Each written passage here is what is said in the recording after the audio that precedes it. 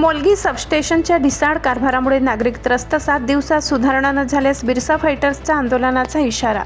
महावितरण मंडळाच्या अंतर्गत येणाऱ्या मोलगी येथील विद्युत पुरवठा सबस्टेशनचा कारभार सध्या रामभरोसे चालला असून यामुळे संपूर्ण परिसरात सतत वीज पुरवठा खंडित होत आहे. या गंभीर समस्येकडे प्रशासनाचे लक्ष वेधण्यासाठी माननीय श्री साऱ्यादादा पाडवी आणि बिरसा फायटर्स संघटनेचे अक्कलकुवा तालुका अध्यक्ष श्री दिनेश वसावे यांनी प्रत्यक्ष सबस्टेशनला भेट देऊन पाहणी केली असता महावितरणचा अत्यंत धक्कादायक व ढिसाळ कारभार समोर आलाय. पाण्याअभावी रिले खराब, तांत्रिक बिघाडामुळे वीज खंडित.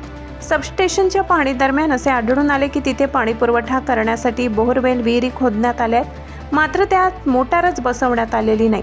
त्यामुळे कोट्यवधी रुपये खर्च करून तयार केलेली नळ यंत्रणा सध्या धुळखात पडली आहे. सबस्टेशनमध्ये पाणी पुरवठा होत नसल्याने तेथील रिले वारंवार खराब होतात, ज्यामुळे यंत्रणेवर अतिरिक्त लोड येतो आणि संपूर्ण परिसराची वीज खंडित होते. प्रशासनाच्या निष्काळजीपणामुळे स्थानिकांना नाहक अंधाराचा सामना करावा लागत आहे. जीर्ण वीज खांब ठरतायत मृत्यूचा सापळा. फक्त सबस्टेशनच नव्हे तर मोलगी परिसरातील अनेक मुख्य वीज पुरवठा करणारे पोलखांब अत्यंत जीर्णावस्थेत उभे आहेत. पावसाळा तोंडावर असल्याने किंवा सुरू असलेल्या पावसामुळे हे खांब कधीही कोसळण्याची दाट शक्यता निर्माण झाली आहे. एखादी मोठी जीवितहानी किंवा अपघात घडण्यापूर्वी महावितरणने हे पोल बदलणे गरजेचे आहे. प्रशासनाला 7 दिवसांचा अल्टिमेटम. महावितरण प्रशासनाने या समस्येकडे त्वरित जातीने लक्ष दिले पाहिजे. सबस्टेशनमधील बोरवेलमध्ये मोटार बसवून पाणी पुरवठा सुरळीत करावा आणि जीर्ण झालेले वीज खांब तात्काळ बदलावेत. जर येत्या 7 ते 8 दिवसात प्रशासनाने यावर ठोस पावले उचलली नाहीत तर बिरसा फायटर्स संघटनेच्या वतीने तीव्र आंदोलन छेडण्यात येईल, असा इशारा श्री साऱ्यादादा पाडवी व तालुका अध्यक्ष श्री दिनेश वसावे यांनी संयुक्तपणे दिलाय. आता या इशाऱ्यानंतर सुस्त पडलेले महावितरण प्रशासन वेळी दक्षता घेऊन नागरिकांची गैरसोय दूर करणार की आंदोलनाची वाट पाहणार याकडे संपूर्ण तालुक्याचे लक्ष लागले आहे. आता आपण सध्या सोरासापडा येथील तो एक मेन लाईटचा एक पॉईंट आहे, त्या ठिकाणी उभा आहोत आणि आपण पाहू शकता या ठिकाणी अशी परिस्थिती झालेली आहे. मुख्य लाईनचं सप्लाय अशा या ठिकाणी जर आपल्याला अशी पाहायला मिळत असतील, हे कधीही तुटण्याची शक्यता आहे.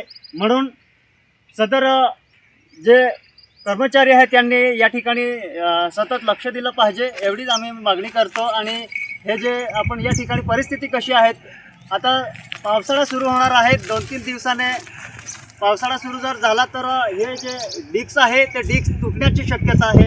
म्हणून आपण अशा ठिकाणी जातीने लक्ष दिलं पाहिजे एवढी. नमस्कार, सर्वप्रथम मी आपलं मनपूर्वक स्वागत करतो आणि धन्यवाद देखील करतो.